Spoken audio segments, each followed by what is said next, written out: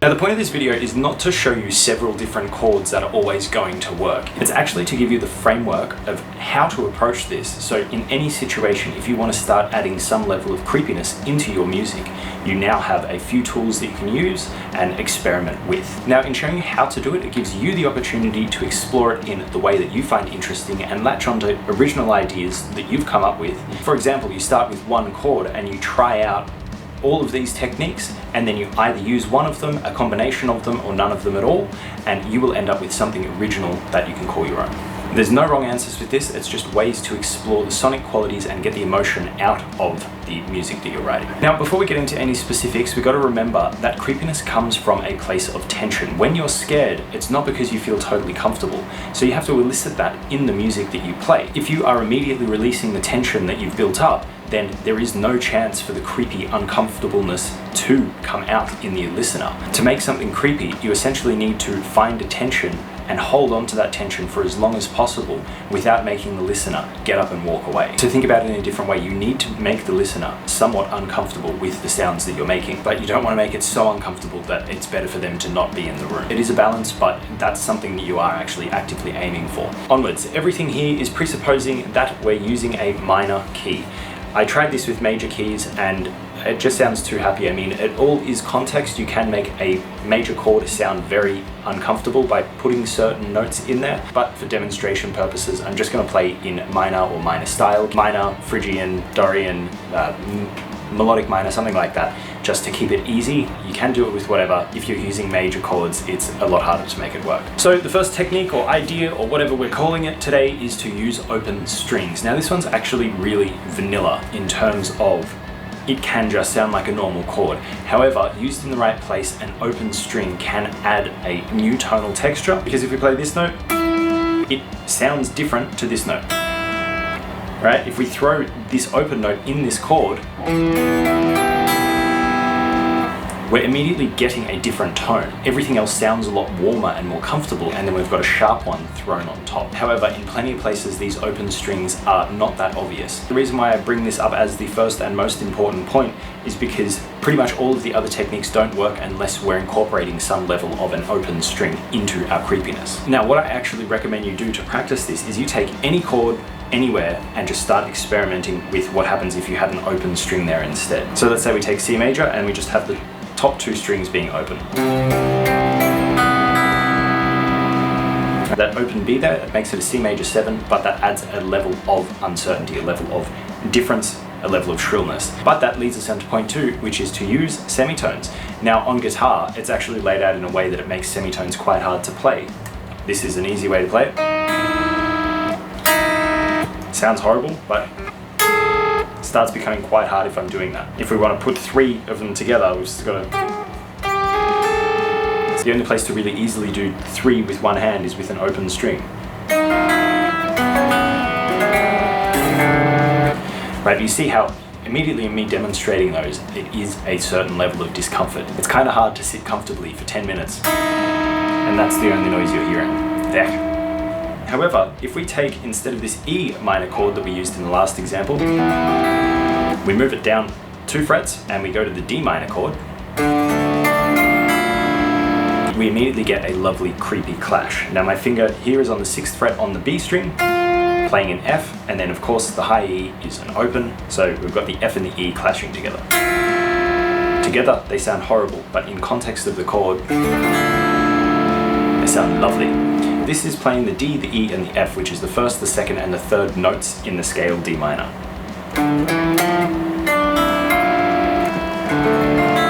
So the clash of the semitone that we've got here is between the major second and the minor third. If we move down to the C minor bar chord and do the same idea, which is just down another 2 frets, we get a different type of clash. This one now is between the minor third and the major third. See how that has a different feel, a different attitude that needs to be considered. This one I find, this C minor, I find harder to use than the D minor because there's a lot less options that we can go to. Doesn't mean it's wrong, it just means for the way that I write and the way that I listen, I prefer the D minor. If we take this weird chord here, which is the 5th on the A string, the 7th on the G, and the 6th on the B, but it is a D minor, but we've just got the open D there. If we take that and we move the 5th fret down to the 4th fret, we've now got a D minor with a major 7 in it, and that immediately has an inherently uncomfortable sound.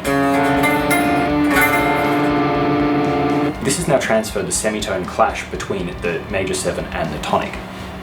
If we move these 2 fingers down, so now it's 4 on the A, 6 on the G, and 5 on the B, this is essentially a C sharp minor chord with an added flat 2 in there. So now I've got the clash between the first note and the flattened second. So you can see how each one of these, I'm still using the same principle where it's just I've got 2 semitones right next to each other and I'm letting them both ring out. Both of them in different contexts have different opinions, they have different attitudes, they have different ways that they need to be treated. It's up to you to identify your favorites and the ones that work in your chord progression and then make them work, make them make sense. And the third point to make it creepy is all you actually need are notes that clash and sit on them. What I had with my chord progression was from that to go from the open to the tritone. And that's inherently unsettling. The root, it doesn't want to move to the tritone, and then when it's at the tritone, all it wants to do is move back home. You can use this tritone anywhere that you want, and it's going to have that tension, have that thing that needs to pull somewhere. All you need to do is put it in the context of something creepy. You throw in whatever ugly chord or ugly interval that you feel like belongs there, and then you've got a creepy passage. It's all about the context. Some bad intervals are the semitone, as we've already explored, the tritone, the minor 6th, the major 7. Find whatever else works with your chord. Just experiment until you get something that you find is sufficiently creepy but not too revolting. Then all you need to do is decide whether you want them strummed or plucked. Now with my piece in the intro, I was dancing between the minor 3rd and the 2nd. So it's these 2 notes are clashing together. That's me moving to the tritone so that we've got that unsettling business, and then I'm playing the 1-3-2 on the with an awkward stretch. So I'm using kind of all of the concepts together. There's open strings, I'm using these clashing intervals, I'm using the clashing interval in the chord progression itself. It's designed to be unsettling. So now that you've got an idea on how I approach doing that, let's have a look in how I created the atmosphere to make it more uncomfortable. First thing I've done is I've just put on a basic amp chain onto the guitars. I've recorded the same guitars twice, and I actually did it with a guitar that's slightly out of tune. So this is what they sound like without any of the effects.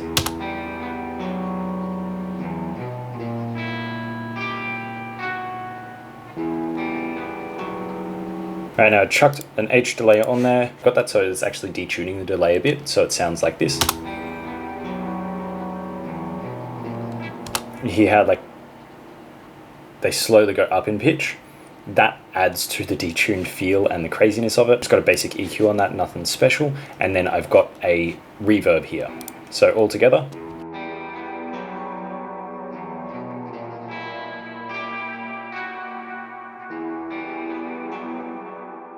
But most of that's coming from the guitar performance itself, and then choosing tones that are kind of sharp and a bit uncomfortable, and then having the delay that's consistently pushing things more out of tune as time goes on. We've got this little buzzy synth going on.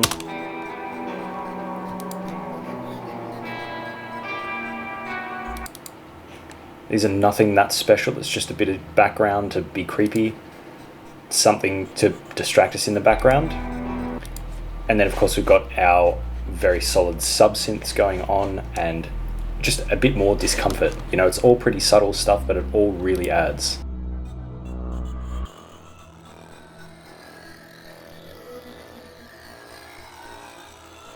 And that's what it turns into when the guitars and the drums and the bass come in, because they just, you can only have so much of each thing going in, and I wanted it to turn into a kind of rock song sound.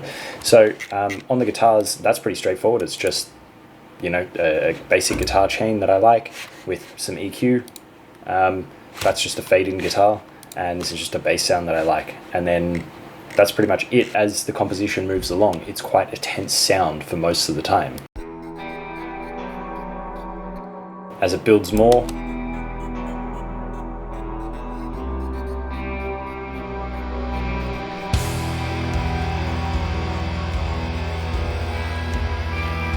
to me, this just sounds like disaster. It sounds like something's about to go really, really wrong. Something's getting stalked. Something's going to get killed.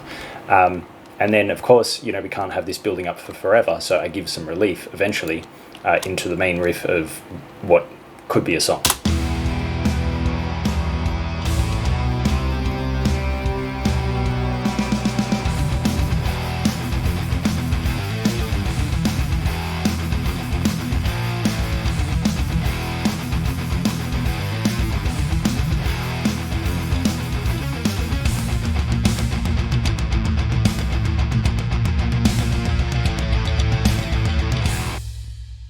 And then in that riff, it's kind of hard to do clashing things when you're playing the type of metal that I play. It's hard to hold those clashing notes. I could have gone more genty with the, clash chords up the top and whatever, but that's just not really my style. So instead I chose to focus on having the chord progression itself consistently touching on that tritone to make us uncomfortable.